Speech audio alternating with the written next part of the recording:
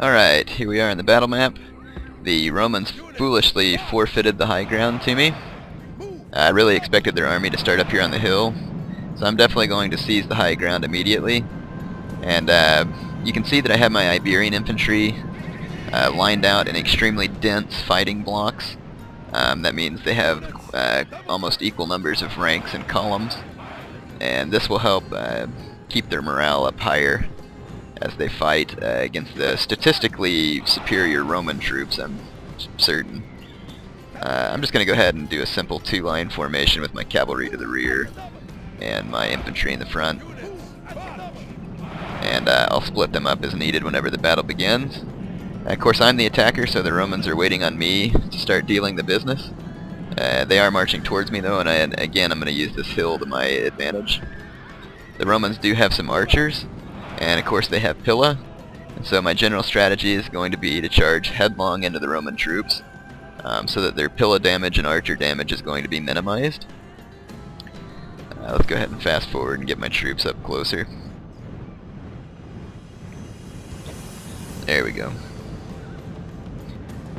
So as I said, we're going to march my troops up closer, and once I get close enough, we're going to do a headlong bonsai charge right into the Romans, and then I'm going to swing my cavalry quickly to the flanks. In fact, here comes the Roman archers. I'm going to head and start running my Iberians down the hill. I'm going to split my cavalry into wings and start rushing the Roman flanks immediately. So there goes the Roman archers running backwards. That's exactly what I want. In fact, I'm going to continue charging my Iberians all the way up. And we're going to begin the assault. And the Romans are running away, of course.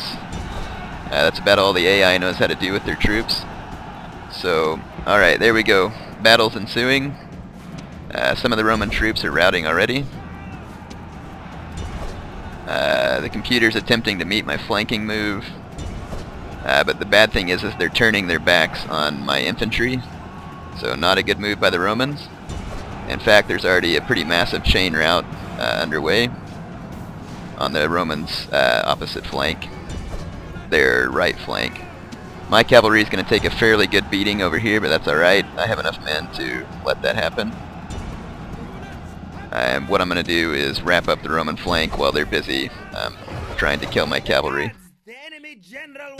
Okay, now, yep, like I said, it's just a matter of quickly wrapping up the Roman flank. So we're just going to continue to pour on the heat. And then once all the Romans are in a rout, I'm going to take my cavalry and run down every last Roman straggler that I can catch. That way they cannot quickly or easily retrain their armies, and it will cause a massive blow to the Julii income. Alright, so that was pretty much like I said. Did I not say that this would be a wholesale slaughter? And it was. There was Roman corpses being found at deep discounts. It did cost me a number of men because, again, I'm using very cheap units. But I can afford losses because they're cheap units. So cheap units have their downsides, but they also have their upsides.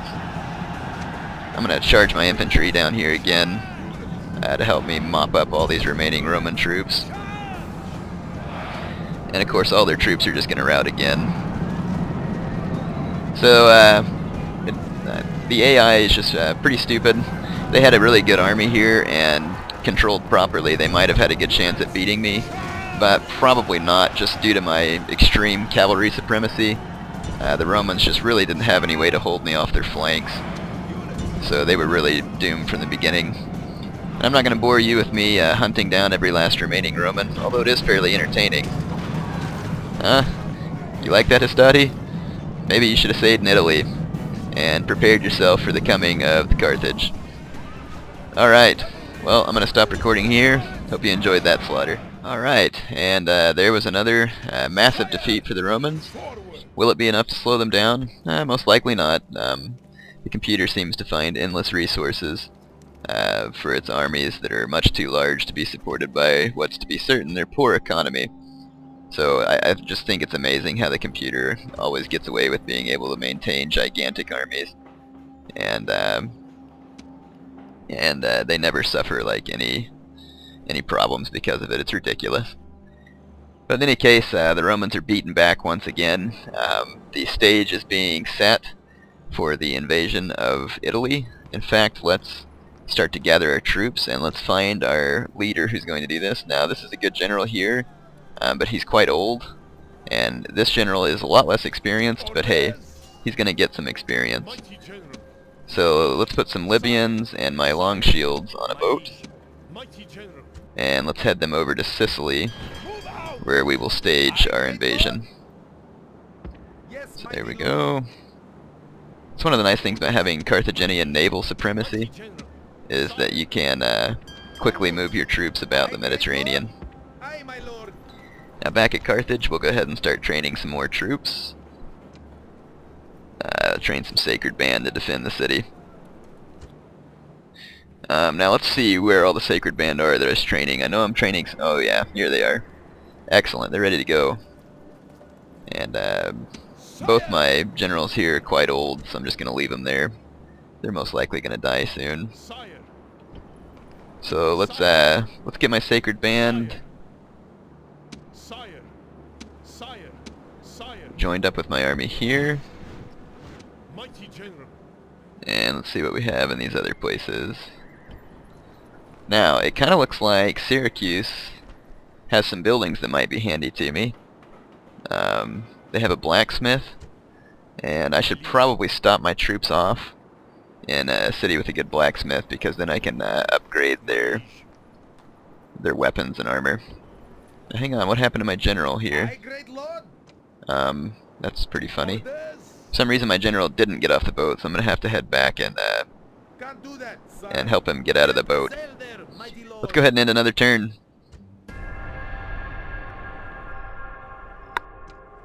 We are besieged. Alright, so the Gauls besieged Osca. A foolish move on their part, really. I would start invading the lowlands up in Europe, but I don't really feel like doing that at the moment, because then I'd have to create a whole other army, and I just don't feel like doing that. Alright, let's get my general back over here and off the boat. I don't know what made him think that he can skip the invasion. See if there's any good mercenary troops around here.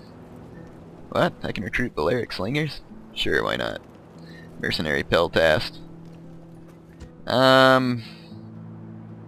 Heck, why not? Let's just let's go ahead and recruit up some mercenaries. That'll be fun. Maybe we'll recruit some more mercenaries once we get over into Italy. I think this army should be more than sufficient for my needs to take Italy, and let's start marching it over to that fleet. So the invasion of Italy is nigh at hand. And it looks like all my cities are doing well. Let's go check on our besieged city. What kind of army do I have here? Not much of one. What kind of army do the Gauls have? Probably a better one than I do. I wonder if we can bring up any reinforcements or anything. Might be handy.